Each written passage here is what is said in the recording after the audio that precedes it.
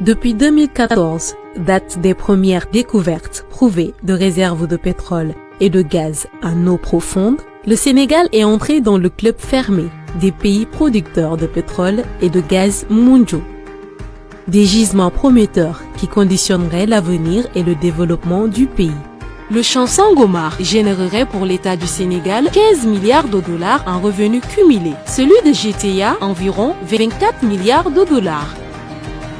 En moyenne, les gains de l'État du Sénégal, qui incluent les impôts, les taxes, la part de Petrosen et celle de l'État, représentent plus de 60% des recettes générées.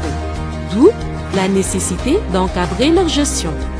Conscient des opportunités, mais aussi des risques liés à cette industrie naissante, fluctuation des prix, corruption, gaspillage, monoproduction, la volonté du président de la République a été d'inscrire dans la Constitution le pétrole et le gaz comme biens inaliénables du peuple sénégalais.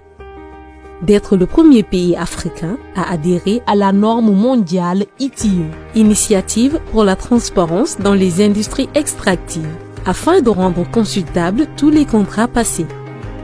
De préserver l'économie de la volatilité des cours par la création d'un fonds de stabilisation. De bâtir une économie énergétique diversifiée à partir de fonds souverains pour les générations futures. D'investir dans des projets structurants pour l'avenir du Sénégal.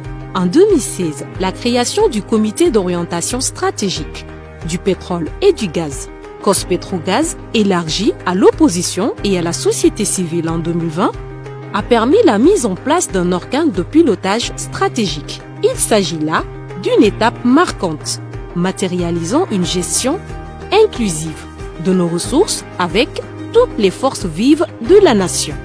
Mais aussi et surtout de démontrer une ambition nationale dans la maîtrise de son propre développement.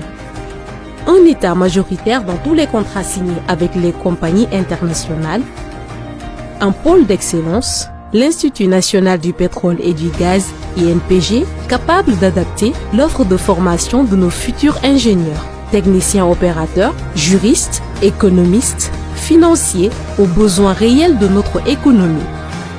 Un contenu local d'entreprises performantes, capable d'optimiser les moyens supports actuellement importés tels que les navires ravitailleurs, les hélicoptères ou encore les engins de levage. Cette nouvelle richesse que sont le pétrole et le gaz doit être pour le Sénégal une chance supplémentaire de favoriser en toute transparence le plan pour l'émergence en 2035.